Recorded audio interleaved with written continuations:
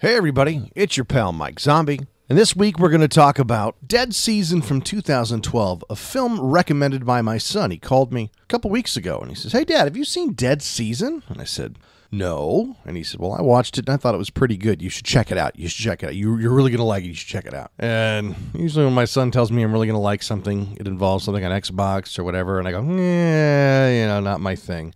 Well, this time, my son was absolutely correct. Dead Season is a very busy movie, and I did like it. I'll tell you that right from the get-go. While it did fall into some of the trappings of recent films, it goes the extra mile in creating its own existence, its own lore, its own story. Obviously, its own story. It's about Elvis.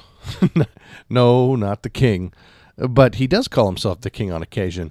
Elvis is an EMT who we start off with seeing him in the film. Well, you know what? I've got to be careful here because I don't want to give too much of this away because this film is absolutely downloadable off Xbox Live, which is where I got it. I'm sure it's also available on Netflix and whatever else, and certainly on Amazon. I can see it's watch now on Amazon and buy now on Amazon according to IMDb, so I'm not going to blow this movie out of the water. It's the story of an EMT. His middle name is Elvis. We'll just go with that.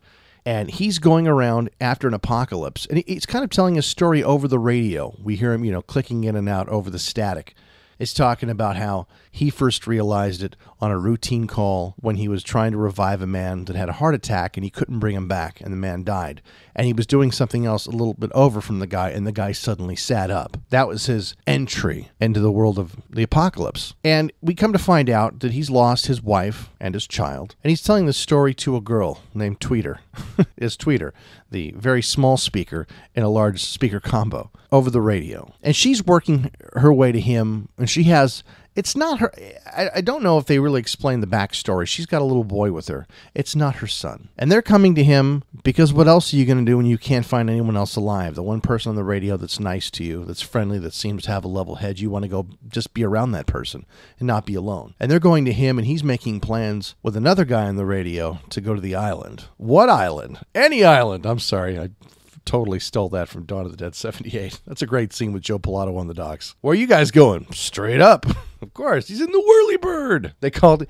That's also the evolution of the helicopter. It went from the helicopter to the Whirlybird to the Huey to the get to the chopper and a bunch of other things. I don't even know what they call them now. I think I've always called them helicopters. That's what maybe that was what they were called when I was a kid. So now that I've jumped 3 movies away, let me come back to Dead Season. By the way, it is 7:12 in the morning. I started watching this at 5:20 because it's my day off. I got up. I'm preparing for a trip to Vegas later this week, so I wanted to get everything done today. So I started my morning off right with a glass of OJ and Dead Season.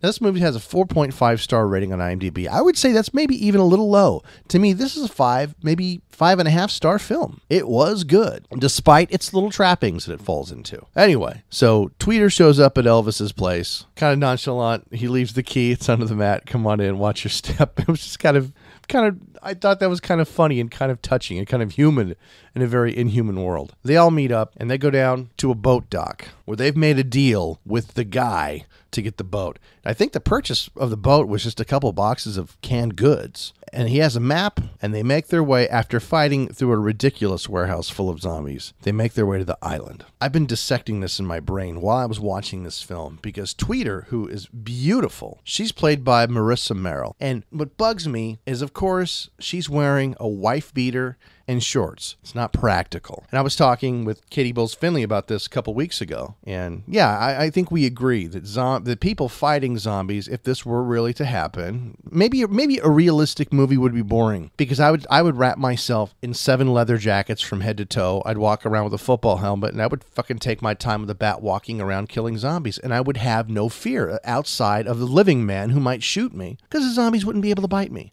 I wouldn't allow them to. I would walk freely among them, and they would not be able to penetrate my armor and bite me. But that's not an exciting film. I guess maybe that film was like, well, okay, I just walk until enough zombies dogpile on me, then I lay there and get smothered to death, but they're not going to bite me. That might be the reality of it. Or just stay away. But when we're going to forage for food, we have to go outside. But so it does bug me to see people wearing just regular t-shirts or even less for simply the sake to admire their physical appearance in the middle of a zombie apocalypse. That bugs me, but like I say, maybe the real way to go about this isn't exciting, and I'll bring that up with Katie at some point, because this is primarily entertainment. I'm not, and that's the thing, I'm not watching a zombie movie to figure out what I'm going to do in the middle of a zombie apocalypse should it ever happen. I'm watching it to be entertained. I know what I'm going to do. It's pretty simple. I've discussed it. Bats, a hammock, leather clothes. I'm going to be fine, and I'm eating a lot of plants. So without destroying this film, because it was enjoyable, I'm going to give you the very basics of it. So Elvis and Tweeter go to the island. Now, I did say she had a boy with her. The boy does not go to the island. That was a shocking scene, supposedly. I knew what was going to happen before it happened, and I think any reasonable viewer would as well. But I won't kill it. Only 2 of them make it to the island. And we get to the island, and while this is a very visually stunning film, it's beautiful. Who doesn't love a tropical paradise? This is just off the coast of Florida. It immediately took on The Walking Dead, where we've now ended up with the governor. And really, that's kind of what this is. When you find a safe haven that is safe only because it is violently kept safe under the hand of a leader. Well, and in this case, the leader does have some military background. James Burns played Kurt Conrad, and he was by far the best person in this film. I bought everything he said. And you've seen him in other stuff too. James is a veteran actor, and he is very, very convincing.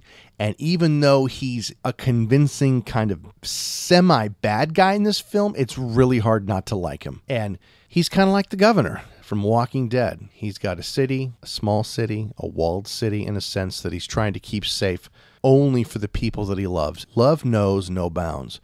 You will do anything to keep your family safe, and he certainly is no exception to that rule. He will. So the story quickly becomes maybe even the evolution of Elvis and Tweeter as they fall in line with this group and go through the stages of proving their worthiness, then being worthy, then maybe even being above this group. The rise and the fall of Eastern civilization, well, east of the Mississippi anyway. Now, again, I really can't wreck this because I do want you to see this film. This is a film I am recommending that you see. My son was absolutely right. Very good film.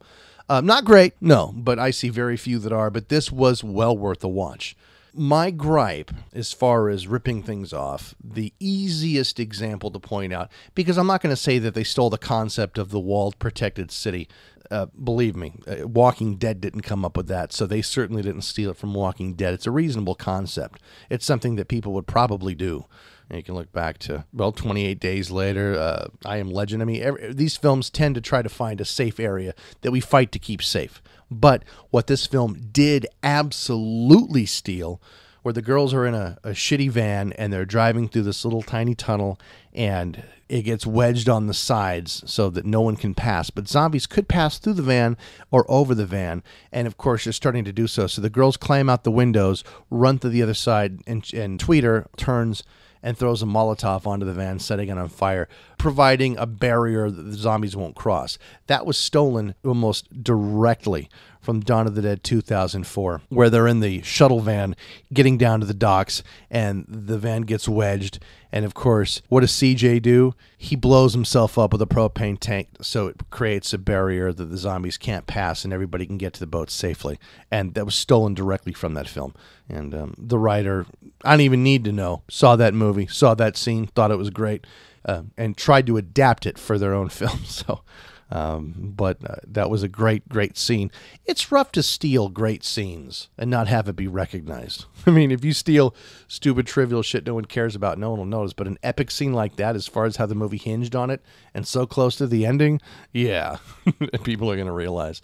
Aside from that little trapping, aside from the maybe borrowing a bit of the safe city that's not so safe, and again, we have to be more afraid of who's on the inside than the outside, because a very disturbing element is revealed on how they're sustaining themselves. I won't ruin that.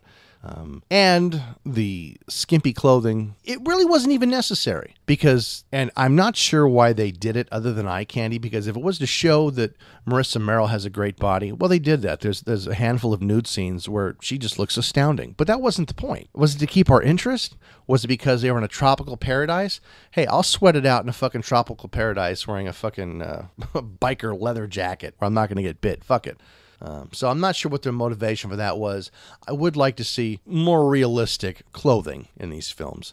I'm not saying you have to wear a leather bodysuit and a fucking kendo helmet. That's not what I'm saying, though that would keep you from getting bit. But let's not run around wearing bikinis all the time in these films. And not this film went the full bikini route, but it did a couple times. But let's be real. If we're running from being bit, shall we not shave ourselves down and cover ourselves in barbecue sauce? I'd appreciate that. On the Bradinsky rating scale of buy it, borrow it, or don't bother, this would definitely be a borrow, high borrow to maybe even a low buy. This was a decent film, and it is on Xbox Live. And now that I've rented it, I'm going to consider possibly buying it. I'm not sure. I'm going to think that over. I only have so much hard drive space in that Xbox. I don't know. But it was a good film. So special thanks to my son, Alex. I appreciate the heads up. I did enjoy this film. And he'd asked me a few times, have you seen it yet? Have you seen it yet? He wanted me to check it out. Well, surprise, son, I did. And I did like this film. So to the crew and cast of Dead Season, nice work. Nice work. I like where you took this film. Yeah, I had really few gripes about it. It was a good film. Anyway, this is done Tuesday. That's incredible. Tuesday the 5th. This is done. You'll be hearing it next Saturday. And Saturday, I'll be listening to the podcast after the Rugby Sevens tournament in Vegas, after I get home that day. Saturday is the longest day of the prelims and everything. And so I'll be in Vegas. I'm flying in this Thursday and flying back next Monday. So I'll be there having some fun. So I'll be listening to this. Look forward to see what Daryl has to say. And I've got a promo I've got to cut for our show, so I'd better just shut the fuck up and get to it. So, all right, guys, enjoy Dead Season. It's certainly worth a watch. If it's on Netflix, don't miss this film. It was pretty darn good. I enjoyed it. And I thought it should be rated a little bit higher. So, all right, guys, I will talk to you next week.